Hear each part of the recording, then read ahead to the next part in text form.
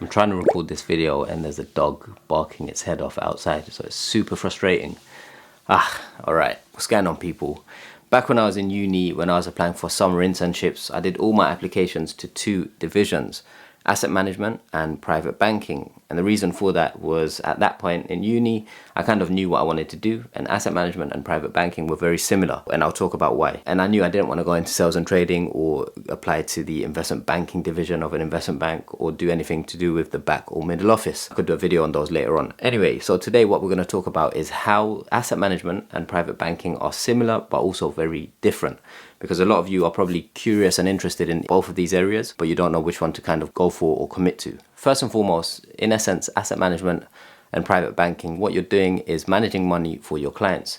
Now, we'll talk about who your clients are in a second, but essentially why clients are investing their money is to either preserve wealth, because inflation might be going up, and so you need to invest your money in the financial markets to ensure that the value of your money isn't being eroded by inflation, or you might be investing in the financial markets to get a return over a long-term horizon in order to kind of make that money grow. So who are the clients of asset managers? First and foremost, asset managers deal with institutions and large clients. They're not dealing with people or individuals. So when we say institutions or large clients, who exactly are we talking about? Asset management clients include pension funds or pension schemes, insurance companies, governments, sovereign wealth funds, and large corporations. All of these types of clients have lots of money that needs to be invested into the markets, and so they go to an asset manager to deal with that. For those of you that don't know what a pension fund is, every single employee that is working at a large company, for example, or any company, is most likely contributing part of their monthly salary into the firm's pension pot. And so they put money every month into a pension pot, and that firm, let's say Apple, for example, Apple has a pension pot for its employees.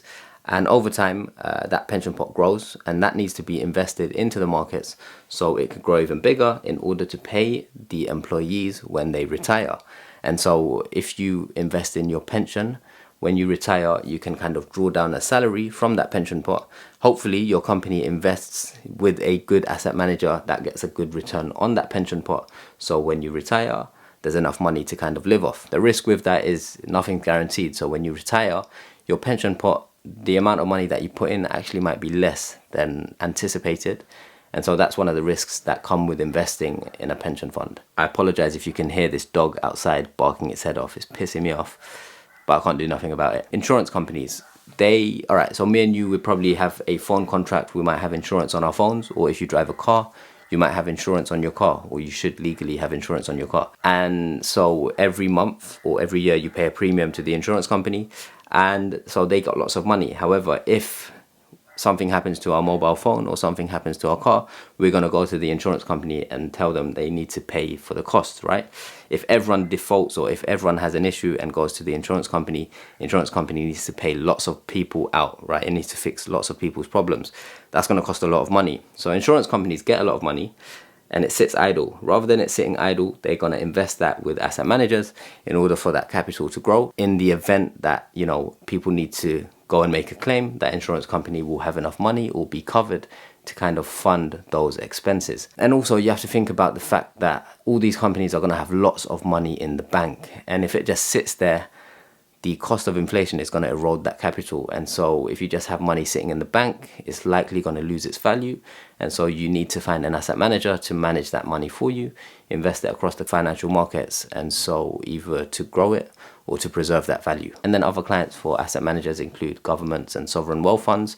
So it's capital that is owned by the government. Same thing, in order to preserve its value or to grow it, find an asset manager, invest it with them. Simple. So that's the clients, or those are the clients of asset managers. Now let's talk about the clients of private bankers. The main difference is the clientele. So private bankers, their clients are ultra high net worth or high net worth individuals, basically rich people, families, individuals who have lots of money, lots of wealth, very, very rich, and they need to have it managed and invested. And so they go to a private banker. We're talking individuals like celebrities, oil tycoons, successful entrepreneurs, businesswomen and men, anyone that's got a lot of money. They usually have a private banker managing their private investments or managing a large portion of their portfolio, and helping them invest it or gain access into the financial markets. Also, it's less likely that the clients in asset management are going to invest in things like art, whilst private banking clients, high net worth individuals, oftentimes like to grow and invest in their art portfolios. On the topic of art, this brings me on to today's video sponsor, Masterworks. Masterworks has emerged as the only platform taking billionaire art collectors head on and allowing you to access their exclusive investments. Simply put, you can now invest in the very same art that they do. You can buy names like Banksy, Monet, Basquiat, and other iconic artists for just a fraction of the price that they pay to purchase. Masterworks are already valued at over $1 billion, so you know they're doing something right. Everyone knows that you can invest in real estate, gold, or stocks, but the contemporary art asset class has outperformed the S&P 500 total return by 164% between 1995 and 2021. Masterworks know what they're doing when it comes to selling art. In fact, they returned 32% to their investors in 2020 and 31% in 2021. Getting started with Masterworks is super easy. It just takes a few clicks. You visit their website, create an account, browse the artwork, and you can diversify your portfolio with one of the most stable asset classes around, art. Now, if you don't want to wait until they find a buyer, Masterworks also offer a secondary market on their website. There you can sell your shares to other members, kind of similar to how you might sell your stock on an app like Robinhood. So the stock market's been going crazy recently. In fact, nearly every top equity firm is projecting real returns of 5% or less, and Morningstar are actually projecting negative growth. As such, it goes without saying there's never been a better time to diversify your portfolio. You can gain priority access to Masterworks by clicking the link in the video description, and it also goes a long way in helping the channel. So go check it out. Now let's get back to the video. Alright, in terms of some of the specific differences for you if you join as an intern or an analyst in asset management or private banking, first and foremost, you have to understand that if you want to go into private banking, it's a much more high-touch focused industry and service. So because you're dealing with individuals, well, as a junior, you're not going to be, directly managing relationships straight away. That takes years and years of experience and building client relationships to be the first point of contact for a multimillionaire or a billionaire, right? So you kind of work your way up. But private banking is a lot more high touch, is a lot more personal compared to asset management, because when you are in asset management, you might be a junior and the people that you are talking to will be the trustees of a charity who are responsible for managing the charity's investment portfolio. Or it might be the consultant who is advising a pension scheme. So let's say the consultant might be KPMG. They are responsible for advising Apple's pension scheme on how to allocate their funds. So you're going to be liaising with the consultant at KPMG. They might be very technical. But you can imagine that relationship between you as a junior and the consultant at KPMG is going to differ between you as a junior and a high net worth individual on the private banking side. They're going to be less technical compared to the consultant at KPMG, but they're going to have a lot more demands, probably a lot more requests or expectations for you to be there when they need you ASAP, because you're their personal or private banker. So if you're working in private banking, you are essentially the personal banker of the client, whereas in asset management, it's not as personal because your clients are institutions, right? And so it lacks that personal touch, that high touch service. But at the same time, it's very important how you do treat these clients, because at the end of the day, they're responsible for giving your firm money to manage. And the more money you manage, the more the firm can expect in fees in order to generate revenue for the business. In asset management, you pick one of two routes as a junior.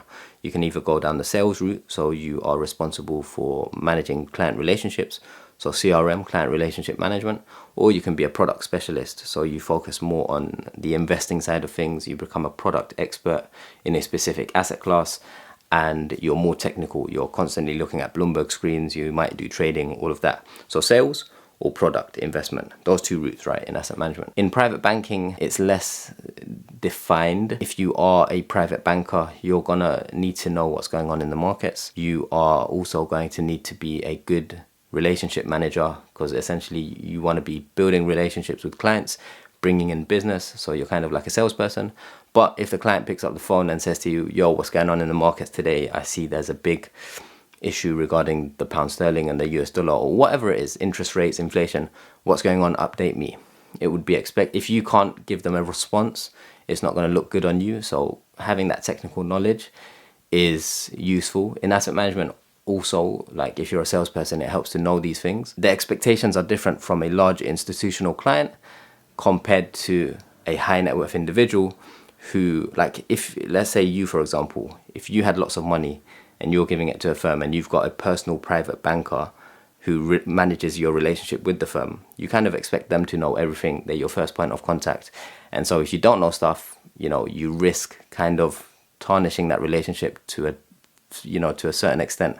So there's a bit more pressure on private bankers to know a bit more. That's my personal view, but let me know if you're in asset management or if you're in private banking, if you disagree or if you've got any comments on that. Personally, I would say you should consider private banking if you are a very interpersonal individual who has good people skills. If you're interested in, you know, working closely with clients on a personal level, individual clients as opposed to institutional clients or big corporations. If that's not for you, then you should consider asset management and then think about whether you want to go down the investment route or the sales or client relationship management route. But rest assured, if you go into asset management or private banking and after a few years you don't like it, it's not the end of the world. I've seen people move from one side to the other in both directions. My advice to you would be just try and get your foot in the door. See what happens. If you like it, great. If you don't, you know, move on to the next thing. They're both very good careers to get started in, and they have good exit opportunities, which is very important as well. One other thing to mention is on the asset management side, the amount of money that the institutional clients are going to be investing is going to be a lot more than the high net worth individuals are going to have, because companies will have hundreds of millions, if not billions of pounds or dollars to invest, whereas high net worth individuals or ultra high net worth individuals might have a couple million up to, you know, a few tens of millions. At the higher end, 100 million plus, but nowhere near the billions to invest. And so the size of the investments are going to vary. That also dictates the fees that you are able to charge. So asset management, you know, fees on scale, right? You are charging a very small percentage on a large sum of money, which, you know, ends up being a lot of money. Whereas on the private banking side, you are likely charging a higher percentage on a smaller sum of money. So all things worth considering and thinking about, whether you've got interviews coming up to help you kind of build that conversation or talk with the interviewer, just to show a bit more knowledge and insight that you have into the industry and the two different divisions or fields. All right, so we talked about asset management and private banking, and we kind of concluded that they both manage money. Name of the game is to take money from the clients and into your pocket. And I'm joking. Name of the game is to take money from the clients, invest that, and take a fee as a charge. If you learned anything new in this video, give it a thumbs up and subscribe if you're new around here. Check out some of these videos, and I will see you in the next one. Peace.